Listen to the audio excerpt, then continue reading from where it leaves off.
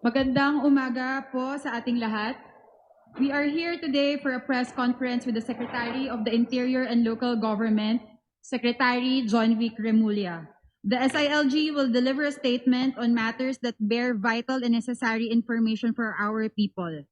After his statement, we will open the floor for questions from the members of the press. We ask for your cooperation in keeping the discussion orderly so the public may receive the clarity it deserves. May I now call Secretary John Vic for his statement. Thank you very much. Good morning to all of you. Thank you very much for your presence here. I have a statement from our department. The palace affirms that President Ferdinand Marcos Jr. has made the difficult but necessary decision to relieve PNP Chief Police General Nicolas Torre III of his duties. The President believes that his national security apparatus must always work within the framework of the law.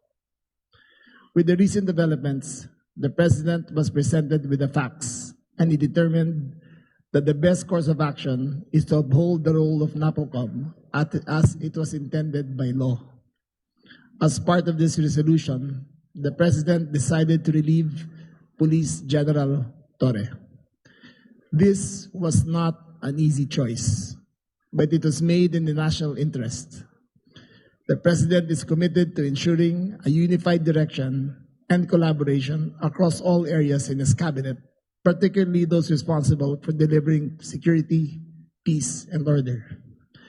The President expresses his thanks and gratitude to Police General Torre, as his brief tenure brought new life and energy into the PNP. Nevertheless, the mission must continue. The Filipinos must be safe. To this end, the President has directed the incoming PNP Chief, General Nartates, together with the Secretary of the Interior and Local Government, to present within 1 month a comprehensive citizen security strategy focused on increasing police presence throughout the country and ensuring that every Filipino feels secure in their communities. That's all. Thank you very much. Thank you so much, Secretary. So we will now start with the questions. I remind everyone to only ask 2 questions each so that it can be orderly po. So first here is Miss Leia Ilagan from UNTV. Thank you. Good morning. Good morning. Good morning, sir. Sir, can you enlighten us kung ano yung ibig sabihin ng difficult but necessary? The President is very fond of General Torre. In his brief tenure as chief and even before that as CIDG, the President and General Torre have had a wonderful and productive relationship. However, there comes a crossroads in a President's decision making that he has to make the tough but necessary decisions to push his agenda forward. Sir, itatanong ko yung tanong din ng marami. Ano yung reason bakit inalis po si General Torre? Precisely because we are a country of laws and not of men, that the institutions must be larger than the people who run it. And in this case, the President saw it necessary that the institution of the PNP and the NAPOCOM be upheld as according to the spirit of the law as it was created. Sir, may connection ba ito doon sa... Ito na yan. Follow up na lang, sir. Okay. Last na, sorry. Sir, para lang mabuo yung storya. Sir, may connection ba ito doon sa nakaraang resolution ng NAPOLCOM na hindi po nasunod, parang hindi naglabas o hindi na sunod ni General Torre? Yung NAPOLCOM resolution ng mga reshuffle ng mga opisyal? That, among other things, is part of the consideration of the President. Okay. Thank you, Miss Leia. Thank you, sir. Third, Ann Malonzo from Sunstar. Sir, good morning. Sir, Yes. my first question, saan na po ngayon ang i-assign si General Torre and what will happen, sir? Kasi nasa kanya yung 4-star. Yes, that issue, General Torre has been informed of his relief. He has the option of retiring or staying, but the question of the 4-star will be with the NAPOLCOM to take up, but that is a collateral issue only to that who will be running the PNP, which will be formally, as of today, General Nartates. Any words, nag-usap na po kayo ni General Torre about this matter, sir? I have tried to get in touch with him. I made 5 phone calls last night. I think he was in a dinner, but he was duly informed, properly informed of the decision of the President. Okay. Ma'am, last. Hindi kayo sinagot, sir? Hindi kayo sinagot ni General Torre? We have our own forms of communication, and he did acknowledge. Thank you. Mr. Mark Makalalad of DZBB. Ay, Secretary, good morning. Obviously, yung pag-relieve kay Chief PNP, unpopular decision.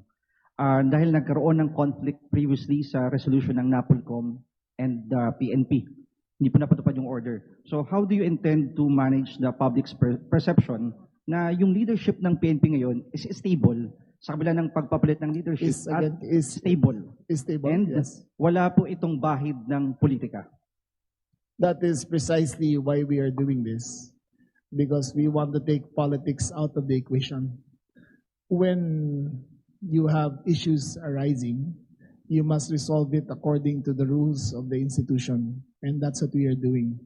This is not a popularity contest. This is a question of maintaining the integrity of the institution.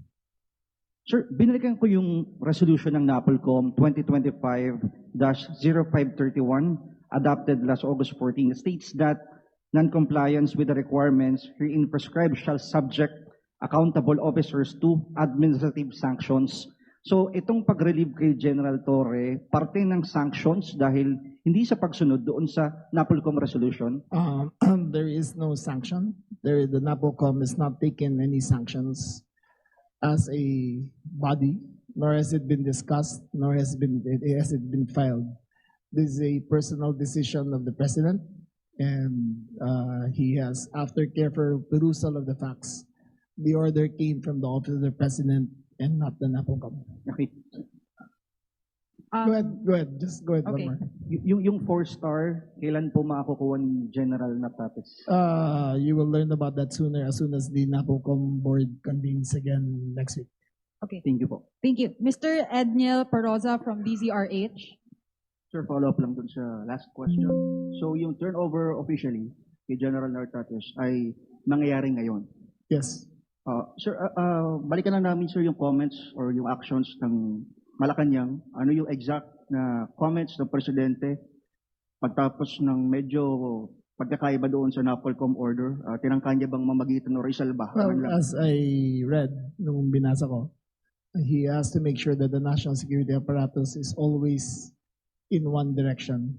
And in this case, there was the President felt that he had to straighten things out, and the decision was made to replace General Torre. Ano na lang sir yung marching order ng Presidente sa bagong PNP chief kay General Nartates? Well, as I stated earlier, the PNP chief and I will have to present within 1 month a comprehensive citizen security strategy focused on public safety.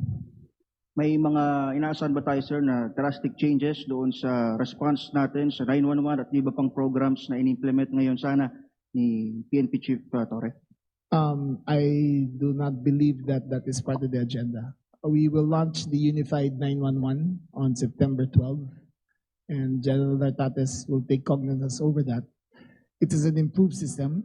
It is a more responsive system, and I think the people will see the difference.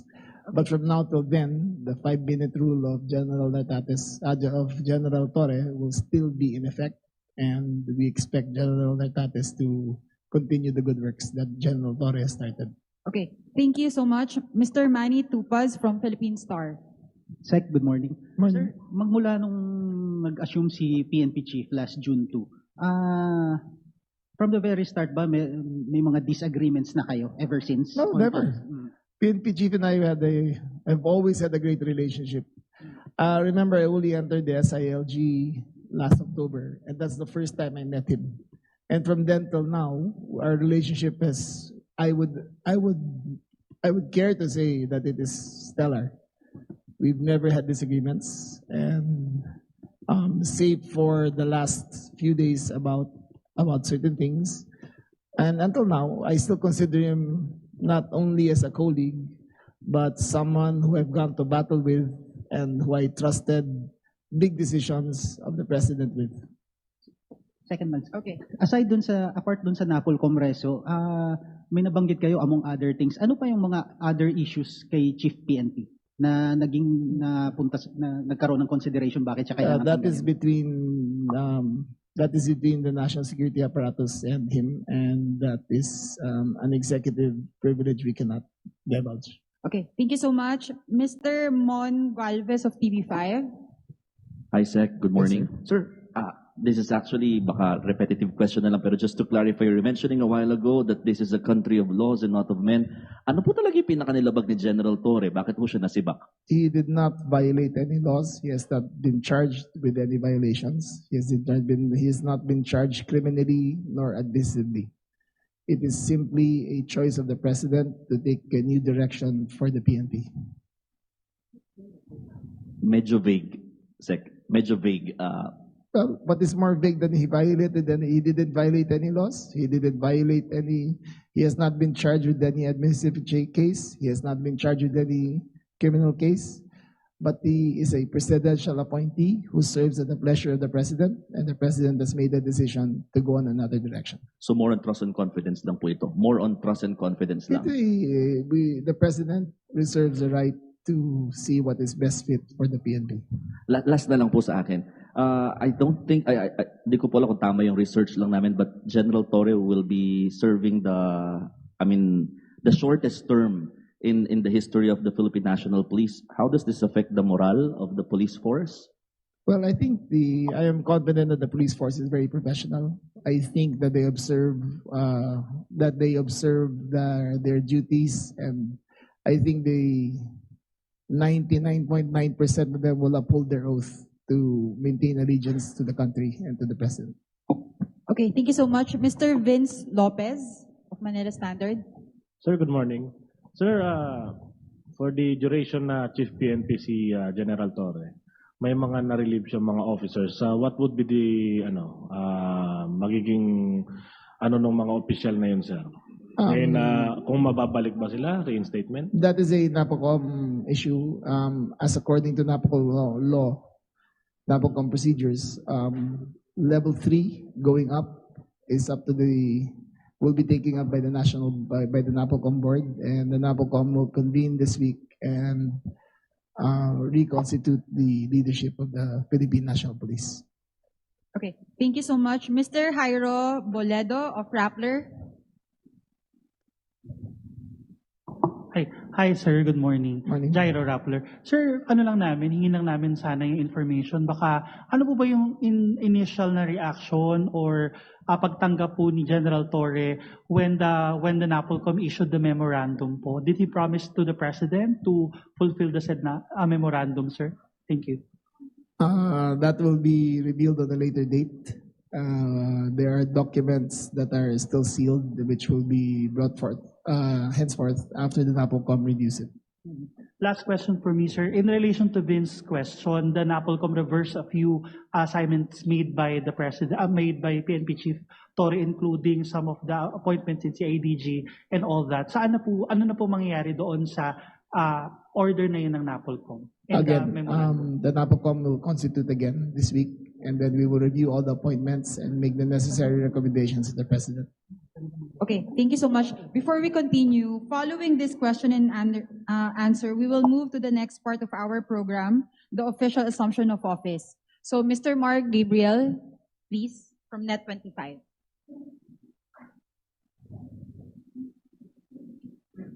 Sec, good morning po. Sec, hindi naman bingid sa atin na nagkaroon ng conflict between yung NAPOLCOM resolution and the PNP leadership. And lately, naglabas din ng mga manifesto of support yung other mga units ng PNP to support General Torre.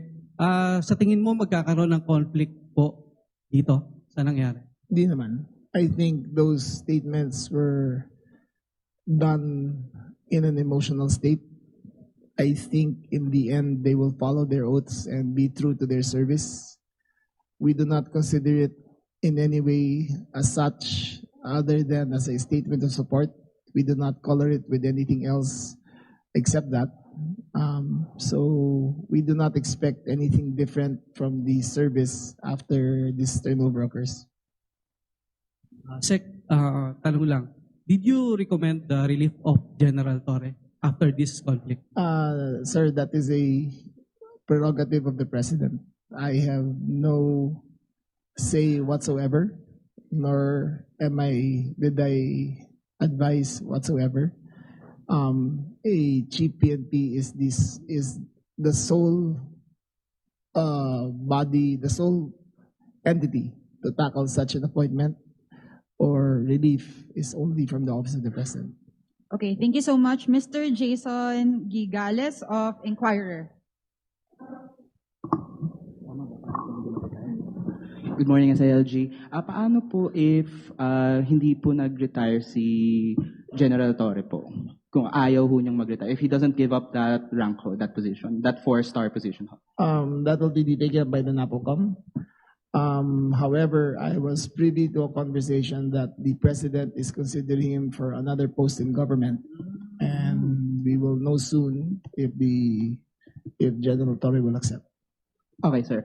Second question ko lang ho on my end. With the appointment po of Nartates, would you happen to know po, ano po yung rationale behind his appointment? Ano po yung reason particularly behind him being selected for this, to replace Torre po? Again, your question was... ano pong rationale behind Nartates being the selection to replace Torre? Well, General Nartates has served the PNP with distinction, much less with honor and with integrity. The President, while ruminating through the papers and through the qualifications, saw that General Nartates was best qualified to be the next chief PNP. Okay, thank you so much. Ms. Marlene Padiernos of DZMM. Hi, Sec. Sir, nabanggitin niyo kanina walang naging paglabag si General Torre na posibleng naging dahilan ng kanyang pagkakasibak po sa service, sa pwesto po. However, sir, ano ho ba yung nakikita niyo hindi ba na siya sa serbisyo ni General Torre? And nung nalaman po ninyo na aalisin siya bilang Chief PNP, nagawa niyo ba siyang, nagkaroon po ba ng pagdepensa kahit paano para mapa-stay siya doon sa kanyang post, Okay, sir? in terms of the reasons behind it, again, I defer to the President. He is the sole entity to answer that. We just received orders. I can, with all honesty, say that the General Torre and I talked several times regarding the situation, and even the President and him talked several times, and the conversations were very candid and very there was no intensity to it, and it didn't lead to anything more than conclusions after that by the President.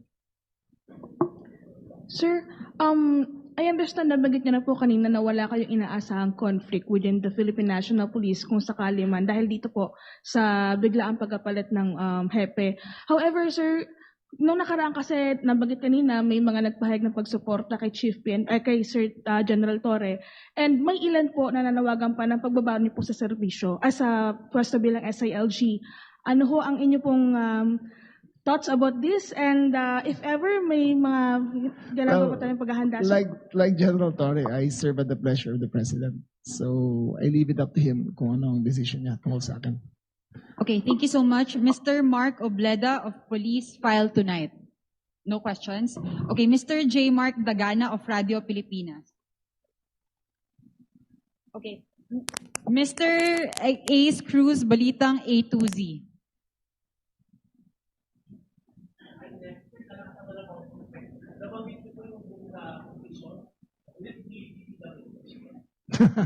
We will have to wait for the President to make the announcement.